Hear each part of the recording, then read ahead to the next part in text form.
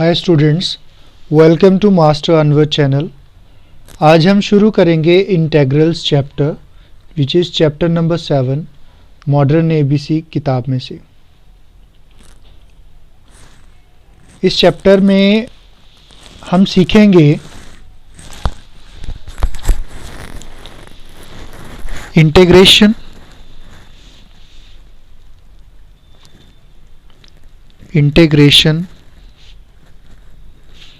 as a inverse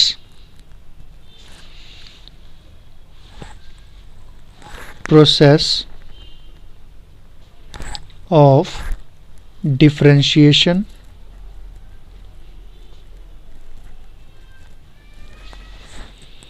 और हम सीखेंगे integration of some, I'm writing in short form, integration of some particular functions,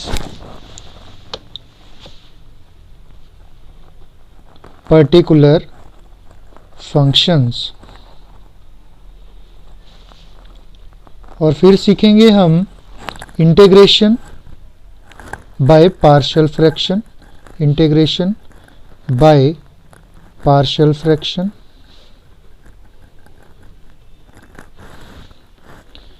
और फिर सीखेंगे इंटीग्रेशन बाय पार्ट्स। उसके बाद हम सीखेंगे इंटीग्रेशन, सेकंड पार्ट है जो डेफिनेट इंटीग्रल। तो हम अपने चैनल पे इंटीग्रल चैप्टर में इंटीग्रेशन के अंदर ये चीज़ें सीखेंगे: inverse process of differentiation, some particular functions, partial fractions, by parts, definite. तो ये सब चीज़ें क्या हैं, ये आगे आपको डिफरेंट पार्ट्स में पार्ट वाइज हम करेंगे।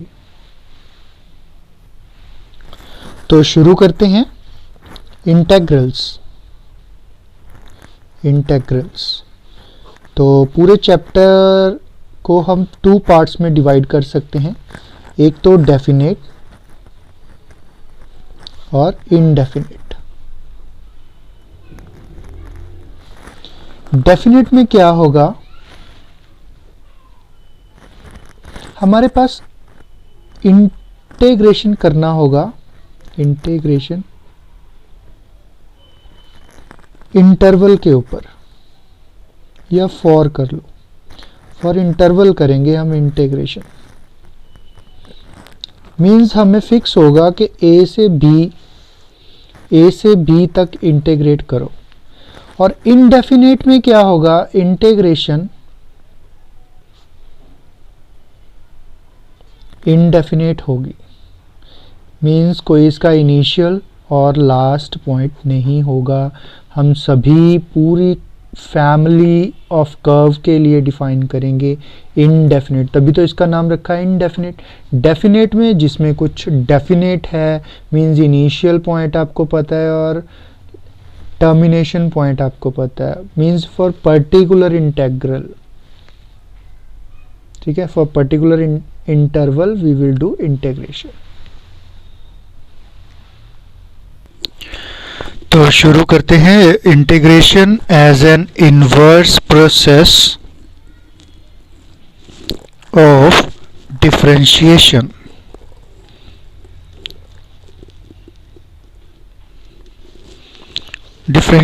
अब इसका क्या मतलब हुआ कि डेरिवेटिव, कंटिन्यूटी एंड डिफरेंशिएबिलिटी में जो भी आपने सीखा है बस उसका इन्वर्स करना है। इन्वर्स को हम कहेंगे इंटीग्रेशन। कैसे करना है वो अभी सीखते हैं हम, लेकिन उससे पहले देखते हैं integration as an inverse process of differentiation. Here we are given the derivative of a function and we are to find its primitive, that is the original function. So this kind of process, तो पता करने का जो भी process है उसको हम क्या कहेंगे, इंटीग्रेशन।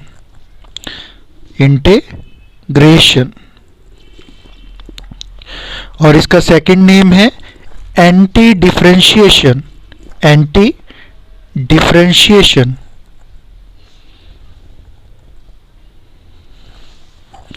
और थर्ड नेम है एंटी डेरिवेटिव। Anti derivative. तो चलो देखते हैं कि इन्वर्स प्रोसेस कैसे है। जैसे आपको पता है कि अगर मुझे डेरिवेटिव करना है एक्स स्क्वायर का तो वो क्या होगा 2x। ठीक है, तो इसमें हम क्या करेंगे, इससे पहले मैं आपको बता दूं इंटेग्रल का सिंबल है जो ये है। बेसिक मैं आपको बाद में बता रहा हूँ सारे, इसीलिए मैंने अभी तक नहीं बताया। तो ये जो है इंटेग्रल का सिंबल है।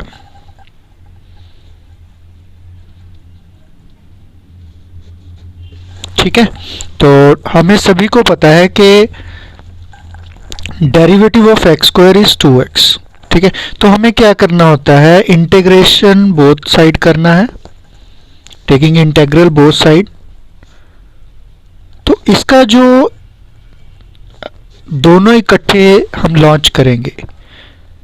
और दूसरी चीज, दिस इज वन बॉडी, ये एक बॉडी है।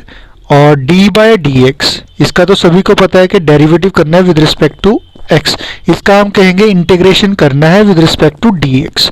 तो ये एक दूसरे के एंटी है, अगर दोनों इकट्ठे होंगे तो ये आपस में कैंसिल हो जाएंगे। जैसे हम करते थे ना अंडर रूट एक्स स्क्वायर, तो स्क्वायर और अंडर रूट कैंसिल हो जाता था। सिमिलरली अगर ये और ये दोनों इकट्ठे हैं तो कैंसिल हो जाएंगे। तो वही चीज है, अब ये देखो डी बाय डी एक्स और ये पूरा एक बॉडी है तो ये कैंसिल हो जाएंगे। तो इधर रह गया आपके पास एक्स स्क्वायर। तो 2 बाहर निकाल लेता हूं कांस्टेंट का dx। तो इसका इंटीग्रेशन क्या होगा, ये 2 मैं इस तरफ ले आता हूं, x square by 2 x dx। तो अगर आपके पास x का इंटीग्रेशन करना है तो क्या हुआ, एक्स स्क्वायर बाय 2। तो हमने क्या किया है, बस सिर्फ उसको मोर सिंप्लीफाई किया है, कोई फॉर्मूला नहीं लगाया, कुछ नहीं किया। That's why it is called as anti differentiation. इसको डिटेल में आगे पढ़ते हैं, ये तो सिर्फ आपको इस लाइन का मीनिंग समझाने के लिए मैंने एक छोटी सी एग्जांपल दी है। Integration as an inverse process of differentiation. तो आइए अब कुछ बेसिक सीखते हैं। तो अगर आपके पास ऐसा है, ये dx, तो इसको क्या रीड करेंगे, integral of f here function with respect to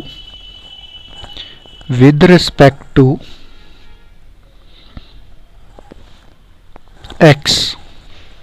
तो अगर ये है आपके पास तो इसको हम कहेंगे integral of f with respect to x। ठीक है, और इसमें से अगर ये अकेला हो तो इसको कैसे पढ़ेंगे, integral with respect to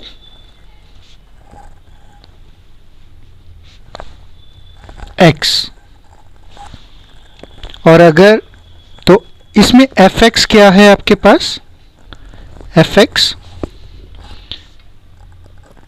integrand. ठीक है, जनरली तो हम fx को फंक्शन कहते हैं, लेकिन जब इसके अंदर है, इस बॉडी के अंदर है, तो fx को हम कहेंगे इंटीग्रैंड। ठीक है, और अगर हम कहें fx dx, तो ये क्या है, एलिमेंट्स हैं इसमें। fx dx क्या है, एलिमेंट्स ऑफ इंटीग्रेशन, सिंगुलर ही कहेंगे, एलिमेंट ऑफ इंटीग्रेशन।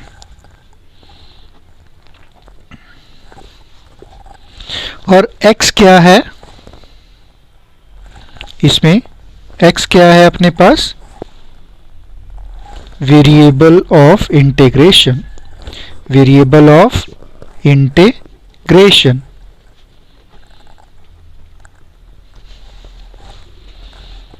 और अकेला ये क्या है, indefinite integral, indefinite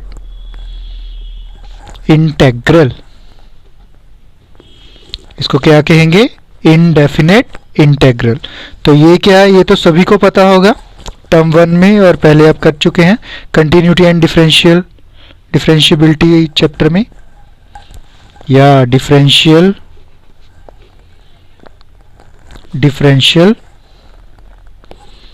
of x. ठीक है, हम इसमें सी लिखा करेंगे, वो मैं बताता हूं क्यों। तो सी को हम क्या कहेंगे? Any real number, any real number, C आगे यूज करेंगे, वो मैं बताता हूं क्यों बाद में। Any real number C considered as constant.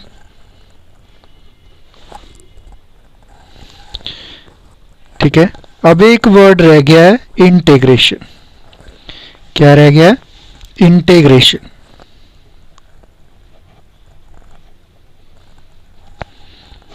Last है बेसिक, तो फिर हम इसके अगले बेसिक्स करेंगे। तो इंटीग्रेशन क्या है? Process of finding the integral. तो बच्चे ज़्यादातर दो वर्ड्स में कंफ्यूज होते हैं, एक तो इंटीग्रेशन और एक इंटेग्रल। तो ज़्यादातर वो यूज़ करते हैं इंटीग्रेशन। तो जब तो आप प्रोसेस में है तो आप वर्ड यूज़ करेंगे इंटीग्रेशन, लेकिन जब आप इसकी बात कर रहे हैं सो इट इज़ इंटेग्रल। ठीक है, तो अगर आपके पास, अब हम लिख रहे हैं, अगर आपके पास कोई भी फंक्शन है, तो मैं ये फर्स्ट वाला दोबारा लिख रहा हूँ। ठीक है, ये सारे इसके बेसिक्स हैं कि किसको क्या कहते हैं, तो आपको ये अच्छे से याद करना है। अगर एक बार देखे से वीडियो को देख के आपको नहीं समझ में आ रहा है तो वीडियो को दोबारा देखें, एक दो बार रिवाइज करें तो हो जाएगा, कोई बड़ी बात नहीं है। तो integral of F x d x, तो इसको जनरली हम डिनोट करेंगे capital F x plus C. ठीक है, कोई भी फंक्शन उसका इंटेग्रेशन करके जो भी आंसर आया उसको मैंने डिनोट कर दिया कैपिटल एफ एक्स के साथ। ठीक है, प्लस सी। अभी पीछे हमने किया था ना कि अभी पिछली एग्जांपल में थोड़ी देर पहले इसी वीडियो में एक्स डी एक्स, तो इसका मेरे पास आंसर क्या आया था? X square by 2। तो हमें आपको याद रखना है कि जब भी इंटीग्रेशन करना है, करके इंटीग्रेशन करने के बाद फौरन उसके साथ हम लगा देंगे प्लस सी। क्या लगा देंगे? Plus C. ठीक है, तो यहाँ पे ये जो अपना एक्स स्क्वायर प्लस 2 है, ये आपका कैपिटल एफ एक्स है। तो ये आपकी जनरल फॉर्मेशन हो गई कि इंटीग्रेशन कैसे वर्क करेगी। ठीक है, जो भी फंक्शन होगा वो आगे जाके हम लर्न करेंगे कि किस फंक्शन को कैसे इंटीग्रेट करना है, तो वो आगे सीखेंगे। तो जो भी फंक्शन का इंटीग्रेशन होने के बाद जो भी बचेगा उसको हम कैपिटल एफ एक्स के साथ डिनोट करते हैं प्लस सी। ठीक है, तो जैसे मैंने अभी आपको एग्जांपल दिया था, एक्स का इंटीग्रेशन क्या हुआ था? X square by 2 plus C. तो यहाँ पे सी क्या है? आपके मन में सवाल आ रहा होगा कि ये सी क्या है। फॉर एग्जाम्पल मान लो कि इस फंक्शन की लोकेशन सी के बिना, ठीक है, अगर इस फंक्शन को हम ग्राफ पे बना, मैं एग्जैक्ट नहीं बता रहा हूं, रफ बता रहा हूं, मान लो कि यहां पे आ रही है, फॉर एग्जाम्पल मान लो, एग्जैक्ट नहीं है, ठीक है, सपोज इसका इनिशियल पॉइंट ये है इस फंक्शन का। तो अगर मैंने यहां पे लगा दिया एक्स स्क्वायर बाय 2 प्लस 1, मान लो फिर इसका एक इनिशियल पॉइंट शिफ्ट हो गया, थोड़ा सा सारा ग्राफ शिफ्ट हो गया इतना सा, 1 की जगह पे मैंने लगा दिया एक्स स्क्वायर बाय 2 प्लस 2, तो इसका लोकेशन क्या है? ये वाला। ऐसे ही आगे आप c की वैल्यूज वेरिएबल की तरह चेंज करते रहो, कोई भी वैल्यू, तो ऐसे अपने पास लोकेशंस चेंज होती रहेंगी, ग्राफ सेम रहेगा लेकिन ग्राफ, ठीक है, कर्व सेम रहेगी, उसकी लोकेशन चेंज होती रहेगी just because of plus C. ठीक है, तभी तो हम इसे कहते हैं इंडेफिनिट इंटेग्रल, कि हम सभी तरह इस तरह के फंक्शन के साथ सी लगाने का मतलब इस फंक्शन की सभी फैमिली को डिस्कस कर रहे हैं हम। तो that is why we are saying family of curves. ठीक है, इस कर्व की पूरी फैमिली को हम डिस्कस कर लिया सिर्फ प्लस सी लगाने के बाद। क्यों? क्योंकि इसमें इंटरवल पर्टिकुलर तो नहीं है, तो सभी के लिए डिस्कस करना है। दैट्स वाई इंटीग्रेशन करने के बाद फौरन प्लस सी लगा देना है। और प्लस सी का मीनिंग क्या है कि हमने सारी फैमिली ऑफ कर्व्स का जो भी ये फंक्शन होगा उसका, ठीक है, किसका इंटीग्रेशन होगा? वो एक्स का, तो ये होगा वो। तो प्लस सी लगाने के बाद लोकेशन चेंज करते रहो लेकिन इंटीग्रेशन वही आएगा। इसका मीनिंग ये है। आई होप कि यहां तक के आपको समझ में आया होगा। तो अगर आप चाहते हैं कि इनवर्स की एक दो एग्जांपल्स, चलो दे ही देता हूं। जैसे differential d y d x of x cube क्या आता है? 3x square. ठीक है, अब इंटीग्रेशन में पूरे चैप्टर में हम बार बार ये फॉर्मूला लिखेंगे फिर उसका फॉर्मुलेशन करेंगे, तो ऐसा तो नहीं है। तो इसीलिए हमने डायरेक्ट एक रिजल्ट्स बना रखे हैं, वो इसके बाद करते हैं, लेकिन एक एग्जांपल देख लेते हैं। तो इंटीग्रेशन कर दो बोथ साइड। तो ये और ये मैंने आपको बताया था, एक इनवर्स बॉडी है, एक दूसरे के साथ कैंसिल हो जाएंगे। तो यहाँ पे आपके पास रहा एक्स क्यूब, तो 3 में बाहर निकाल देता हूँ। आगे रूल में बताऊंगा कि कांस्टेंट हमेशा इंटीग्रेशन के बॉडी से बाहर रहेगा, प्रोसेस से ही बाहर रहेगा, ये इंटीग्रेशन में डील नहीं करेंगे। ठीक है, तो एक्स स्क्वायर डी एक्स, तो 3 इस तरफ, एक्स क्यूब बाय 3। तो मैं साथ में मैंने क्या कहा था? प्लस सी लगाना है। क्यों? क्योंकि ये इनडेफिनेट इंटीग्रेशन है, इसका कोई इंटरवल नहीं है। जो डेफिनेट में आगे जाके सीखेंगे तो वो होगा ए से बी तक, तो वहां पे ऐसे कुछ लिखा होगा। ठीक है, अगर लिखा हुआ है तो वो डेफिनेट है, नहीं लिखा हुआ तो वो इनडेफिनेट है। ठीक है, तो एक्स स्क्वायर का इंटीग्रेशन क्या होगा? X cube plus by 3 plus C. ठीक है, अब बार बार ऐसे लिखेंगे तो बहुत टाइम कंज्यूम हो जाएगा, तो इसीलिए अपने पास हैं स्टैंडर्ड रिजल्ट्स। स्टैंडर्ड रिजल्ट्स, तो हम इनके बारे में सीखेंगे। तो पहला रिजल्ट है पावर रूल। क्या? Power rule. ये हमें क्या बताता है कि अगर आपने इंटीग्रेशन करना है एक्स एन टाइप के फंक्शन का, तो आपने क्या करना है? उस फंक्शन का एक पावर इंक्रीज कर देना है। तो n से ये बन जाएगा n+1। जो भी अब रिजल्ट बना है सेम उसी के साथ डिवाइड करना है आपको, n+1। तो इंटीग्रेशन हो गया, तो इनडेफिनेट है, प्लस सी लगाएंगे। ठीक है, लेकिन n हमारे पास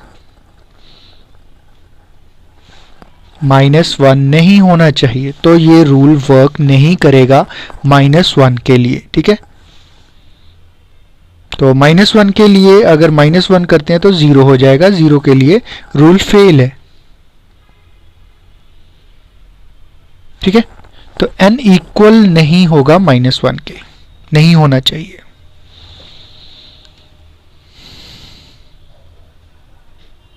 ठीक है, उसके लिए और फॉर्मूलाज करेंगे। फॉर एग्जाम्पल, जैसे अभी मैंने आपको बताया था ये वाला, तो ऐसा ही कुछ एग्जाम्पल ले लेते हैं। मेरे पास है x की 3 dx, तो इसका मैंने एक पावर इंक्रीज कर देना है 3+1, वही जो भी ऊपर है वही नीचे, प्लस सी। तो ये क्या बन जाएगा? x की 4/4 प्लस सी। तो अब इसकी क्रॉलरी करते हैं, इस रिजल्ट की एक क्रॉलरी करते हैं।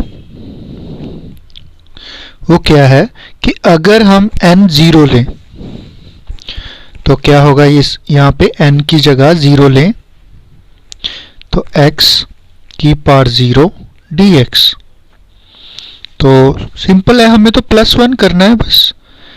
x, सॉरी ये इंटीग्रल का साइन नहीं आएगा, x0 + 1 अपॉन 0 1 प्लस c। तो ये क्या हो जाएगा, x की पावर 1, नीचे 0 + 1 अपॉन 1 प्लस c। तो इसको हम सिंपली लिख सकते हैं x + c। तो कहने का क्या मतलब है कि अगर तो x की 0 आपको पता होगा कि 1 होता है ना। तो मीन्स कहने की बात है, अगर आपके इंटीग्रेशन वाली ये जो बॉडी है इसके अंदर कोई फंक्शन नहीं है, सिर्फ कांस्टेंट है, 1 है, तो उसका होगा इंटीग्रेशन x + c। ये अपना रिजल्ट है। बड़े काम की चीज है, अभी काम आएगा आगे। ठीक है, तो नेक्स्ट रूल है अपने पास सेकंड रूल। अगर आपने इंटीग्रेट करना है 1/x को dx, तो इसका क्या आंसर आना चाहिए इस फंक्शन का, 1/x। अब याद होगा log x का इंटीग्रेशन क्या होता था, 1/x। तो उसका उल्टा कर दो, याद होगा dy/dx of log x is equal to 1/x। तो उसका उल्टा ही करना है, बस जो डिफरेंशिएशन में लेफ्ट हैंड साइड पे है इंटीग्रेशन में, वो राइट हैंड साइड पे होगा। अब देखो 1/x का हम इंटीग्रेशन कर रहे हैं, तो वो क्या आएगा, log x। ये मैं इसीलिए लगा रहा हूं कि x पॉजिटिव चाहिए, तो +c लगाना है। ठीक है, और एक बात याद रखनी है, 0 के लिए ये 0 ही हो जाएगा, तो x 0 नहीं होना चाहिए, x 0 नहीं चाहिए हमें। थर्ड रूल,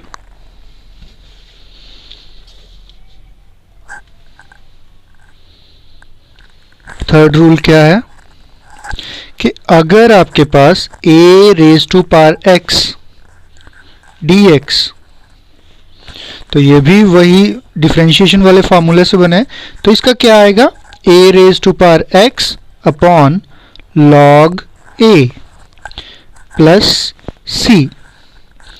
a आपका 0 से बड़ा चाहिए, ठीक है, कम के लिए ये वैलिड नहीं है, तो और a 1 नहीं होना चाहिए। ठीक है, for all x belongs to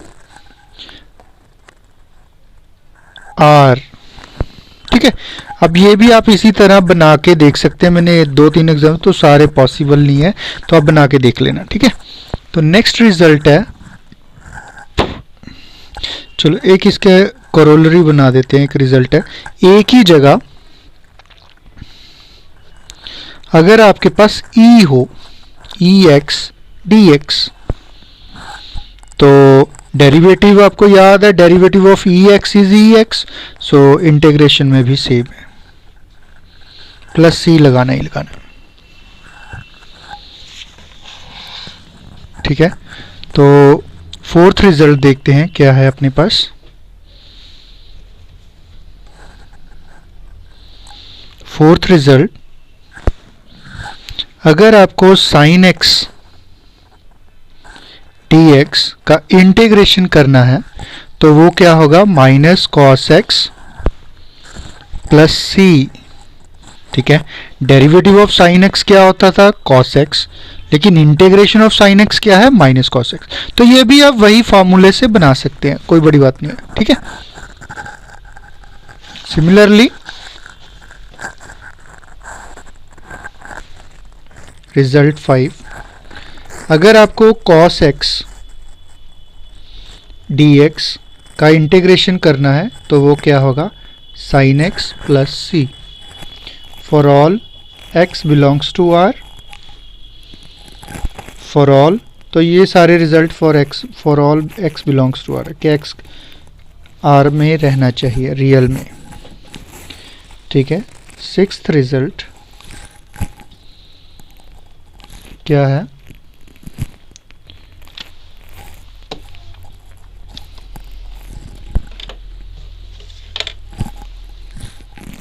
secant square x। तो वहाँ पे डेरिवेटिव tan का क्या होता था, सीकेंट स्क्वायर x, तो उसका उल्टा सीकेंट स्क्वायर x का इंटीग्रेशन क्या होगा, tan x प्लस c।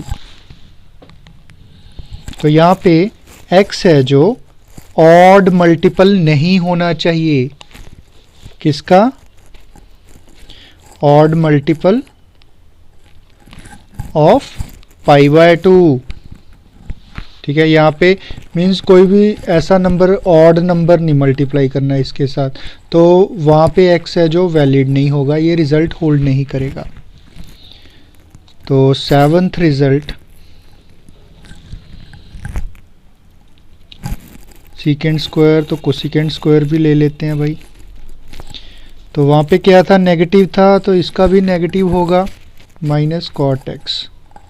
बस जो डिफरेंशिएशन में लेफ्ट हैंड साइड पे था वो इंटीग्रेशन में राइट हैंड साइड पे होगा, उल्टा होगा, आदान प्रदान होगा, minus cot x plus C. तो इसके लिए भी x odd multiple of pi by 2 नहीं होना चाहिए। तो 8th रिजल्ट क्या है? Secant x tan x dx। तो इसका क्या होगा? Secant x plus C. तो इसके लिए भी x है जो वो इक्वल टू नहीं होना चाहिए odd multiple of pi by 2। 9th result, इसका सीकेंट और tan का उल्टा ले लो, cosecant x cosec x cot x, short में कहते हैं कॉसेक। तो minus cosec x plus C. ठीक है, इसके लिए भी ये वैलिड है।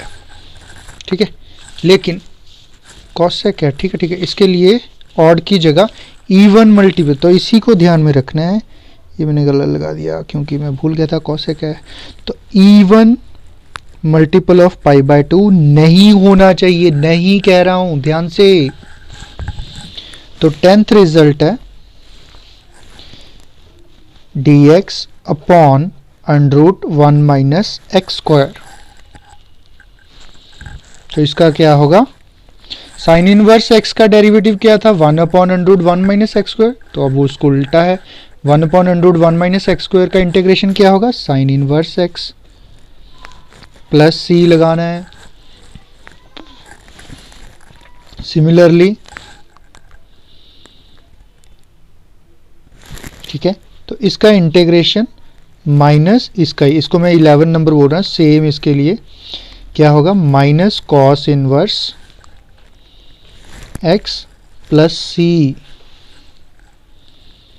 ठीक है, तो 12वां result dx upon 1 plus x square. तो इसका क्या है? tan inverse x plus C. और अगर कॉट में लेना है तो minus cot inverse x plus C. तो मॉडर्न में ये 13th result.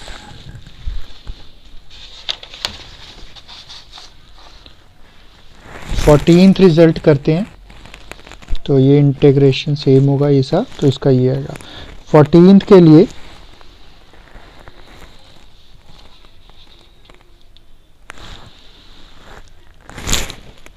Integral of dx mod x under root x square minus 1, इसका क्या होगा? Sec inverse x plus C. ठीक है, और इसका ही क्या आएगा? Minus cosec inverse x plus सी।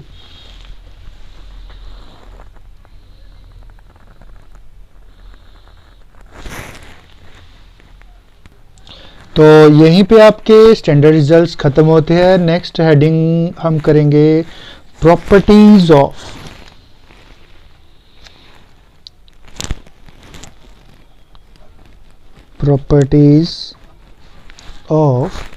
indefinite integral। फर्स्ट प्रॉपर्टी क्या है? वैसे तो मैंने बता दी है आपको। क्या बताया था? कि अगर, चलो आप गेस करो, तो मैंने क्या बताया था, ये वाली एक पूरी बॉडी है, ये और डी बाई डी एक्स आपस में कैंसिल हो जाते हैं, तो क्या बचेगा, F X. Second property, next property, two indefinite integrals, two indefinite integrals, ठीक है, अगर इनका सेम डेरिवेटिव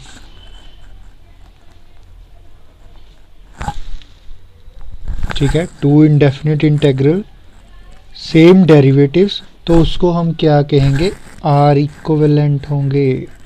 ठीक है, आप ये आर इसलिए तो सेंटेंस में भी लिख सकते हैं आप। मीन्स अगर आपके पास एक एफ एक्स डी एक्स है और एक जी एक्स डी एक्स है, तो दो आपके पास इंडेफिनिट इंटेग्रल्स हैं विद सेम डेरिवेटिव्स, तो हम इनको कहेंगे इक्विवेलेंट।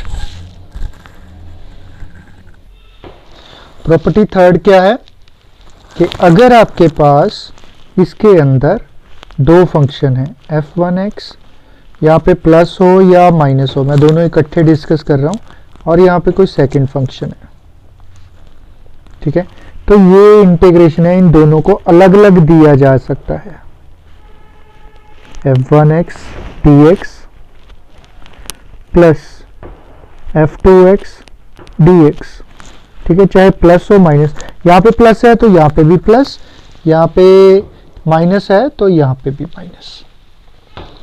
प्रॉपर्टी 4,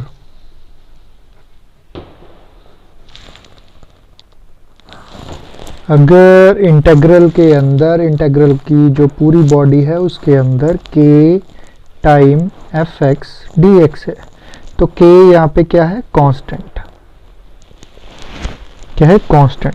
तो भाई मैंने एक एग्जांपल, एक दो तीन एग्जांपल में पहले भी कहा, मैंने बाहर निकाल लिया था, तो ये वही प्रॉपर्टी की बात कर रहा था कि हम इंटीग्रेशन के प्रोसेस से बाहर रखेंगे एफ एक्स डी एक्स, तो कांस्टेंट अगर दिखेगा तो हम उसको बाहर निकाल लिया करेंगे, ठीक है। फॉर एग्जांपल चलो एक दे देता हूँ, integration of 5 upon cos square x d x, ठीक है, तो 1 बाई कॉस स्क्वायर का क्या होगा, 5 time cos square, sorry sec बन जाएगा 1 बाई कॉस, दोबारा वही, हाथ बड़ी तेज चल रहा है, सो 1 बाई कॉस स्क्वायर क्या होगा, सेक स्क्वायर इनवर्स, ठीक है। 1 बाय साइन क्या होता है, कॉसेक, तो ये तो आपको याद होगा 10वीं वाला है। तो 5 अब कांस्टेंट है, इसके साथ मल्टीप्लाई, तो बाहर sec square x d x, तो सेक स्क्वायर का क्या इंटीग्रेशन अभी स्टैंडर्ड रिजल्ट में किया है, tan x, ठीक है, इंटीग्रेशन यहाँ पे खत्म, तो plus c family of curve के लिए, तो ये आंसर है। ऐसे इंटीग्रेशन का फर्स्ट एक्सरसाइज तो बहुत आसान होने वाला है। तो लास्ट प्रॉपर्टी है, इसके बाद आपकी एक्सरसाइज है, वो हम नेक्स्ट पार्ट में करेंगे, लेकिन इस प्रॉपर्टी को समझने के बाद इस पार्ट को एंड करते हैं, ठीक है।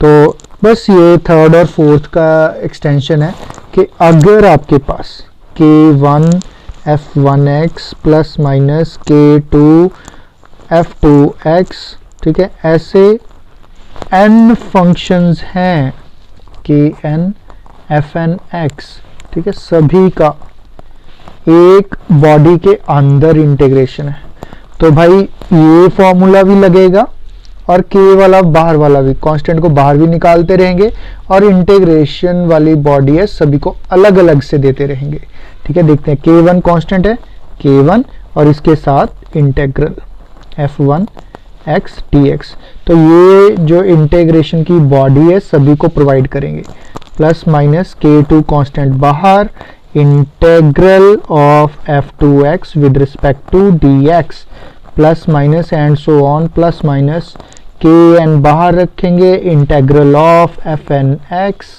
ठीक है, dx। तो ये इस रिजल्ट का एक्सटेंशन है, इन दोनों रिजल्ट का, ऊपर वाले का। तो भैया यहाँ पे आपका ये पार्ट करते हैं ख़त्म। अगर आपको कुछ भी नहीं समझ आया नेक्स्ट पार्ट को देखने के लिए, ठीक है। तो आपको अगर इसमें कुछ भी नहीं समझ आया तो वीडियो को दोबारा रिपीट करके देखें, एक नहीं 2 बार 3 बार भी देख सकते हैं, ठीक है, क्योंकि ये बेसिक है सारा। आपकी 1-2 एक्सरसाइज इजी हो जाएंगी अगर आपको ये सारा कुछ समझ में आ गया। बाय बाय, मिलते हैं नेक्स्ट पार्ट में।